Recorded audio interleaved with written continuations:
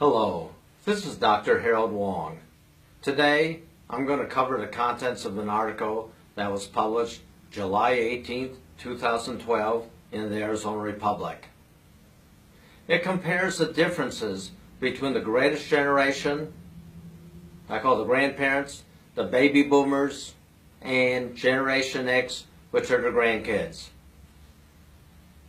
I see a lot of grandparents that come into my office, and their values are so different from their baby boomers or even their grandkids.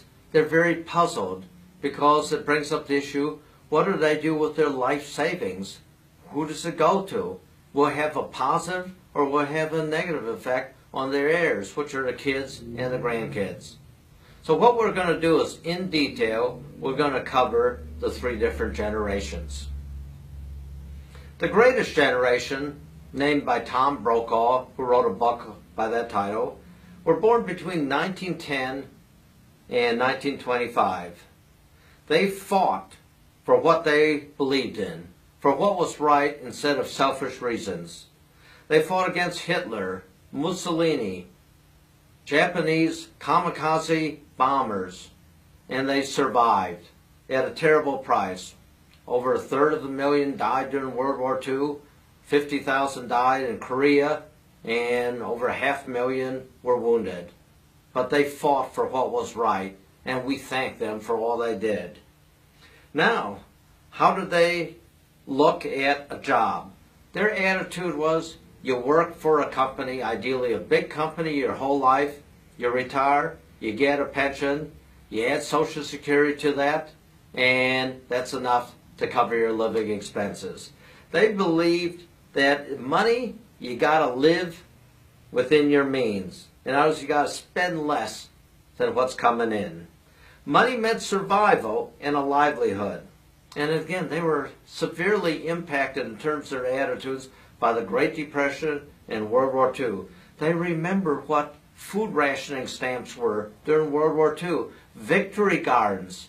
The younger people don't realize that 60 years ago, 80 years ago, it was very common. What you would do is you would have your bacon, if you're lucky enough to afford that bacon. Of course, there'd be a lot of grease. You would put it in a can, put it in a window, let it cool off, and it was actually collected for the war effort. A component of bacon grease actually went into bombs. So that's the greatest generation. We thank them for all their sacrifices in keeping the world and America free. Now, baby boomers were the kids of the greatest generation, born after the war, so basically born toward the end of 1945 or 46, and in an 18-year period through 64, what happened? There were about 78 million baby boomers born. Now, their attitude was very different. They grew up in a time of peacetime, except for the Vietnam War. Now, what was their attitude toward money? Very different than their parents. Sociologists call baby boomers the me generation, the now generation, the selfish generation. Their attitude is, we're going to spend it. And if we don't have it, we got credit cards, so we'll put it on a credit card. And if we can't afford to pay the credit cards, we'll declare bankruptcy and get rid of the credit card debt. Yeah, a very different attitude than their parents. Their attitude toward work was, well, I need a job to cover my high lifestyle because I want to spend, spend, spend. So when I lose my job, I'll go find another company and I'll work for them. Retirement, well, that's going to be a pipe dream for millions and tens of millions of baby boomers. There's a recent survey, and it looked at the savings patterns of middle-income families where the combined income was $40,000 to $100,000 a year. Shockingly, of those in their 50s, the average they had saved was only $29,000. So really, the only salvation, the only hope for a decent retirement for millions or over 10 million baby boomers is going to be inherit what the greatest generation leaves them. Now, let's go on to the grandkids. Generation X. Well, this is very different. These were latchkey kids because both baby boomer parents worked. And so they would come home after school with a key and amuse themselves. Well, they grew up when computers were common. So they played video games, they watched TV, they hung out with their friends, and really there's no adult supervision until both parents came home from work. Now, their attitudes toward money are different. They realize that they watched their baby boomer parents get divorced, sometimes multiple times. They noticed that the baby boomer parents would lavish them with money instead of time. That's some kind of here's how I become a hero to my kids. I give them stuff, but I don't give them my time because both parents are working and we're tired when we come home from work. So their attitudes are very different. This is the first generation that does not expect to do better financially than the previous generation.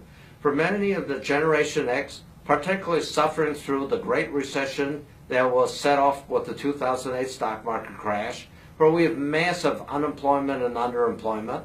In some states, it's over 20% when you count the unemployed, the underemployed that are working part-time but want full-time work, and the discouraged workers that are so discouraged after a year of looking for a job and not finding anything, they just left the workforce totally. Can you imagine? Over 20% in certain states. This approaches depression levels because during the Great Depression we had 25% unemployment. So for many in Generation X, their work is composed of working freelance for 2 or 3 different companies, part-time assignments with no benefits, no health insurance. Their attitude of money is they know they have to save, and they'll work until they've saved enough to be able to retire. And even then, they want life experience. For many Generation X, their hobbies or their friends are more important. They don't have that same attitude of their grandparents, where you work for a big company, you do what they say, you keep your nose clean, you don't make waves, and you stay there for 30, 40 years, you retire, you get your gold watch, your retirement party, and the pension. Well, guess what? Old-fashioned pensions, which means you get a certain amount of income based on how many years you worked at the company, are a thing of the past. Unless you work for a government unit, baby boomers and Generation X are not going to have any pension at all. So what's the solution so that they can have a decent retirement? Well, for many of them, it all comes down to the greatest generation. It all comes down to the fact that the greatest generation did save. Many of the people that come into my office have saved $300,000, $600,000, $1 million, even $2 million. That's not going to be enough if they've got 2 kids and they got 4 grandkids, because now it's divided 6 different ways if everyone got an equal share. So even if someone has saved $1.2 million, divided 6 ways, it's only $200,000 each. But if you can use the multi-generation IRA concept and you add the Roth component, now we can multiply income 2 to 5-fold for our kids and 5 to 10-fold for our grandkids. So now if that Generation X grandparents had saved, let's say, $1 million, and if they can multiply 5-fold and becomes $5 million of tax-free income over the life of their 2 kids and their 4 grandkids, well, now that's enough to make a significant difference. Using these concepts and looking at a number of case studies, we've found that it's enough to generate $20,000 to $30,000 of annual income when the kids and the grandkids get to retirement age. You combine that with their Social Security, and now maybe they've got $45,000 to $60,000 a year of steady income, and this is how they're going to be able to have a decent lifestyle.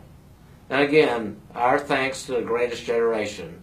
The grandparents, they're still puzzled at the attitudes of their kids, the baby boomers, and their grandkids, Generation X. For more discussion about these topics and the difference in the generations and attitudes toward money and investments and retirement, go to my blog site, drwonginvestorguide.com.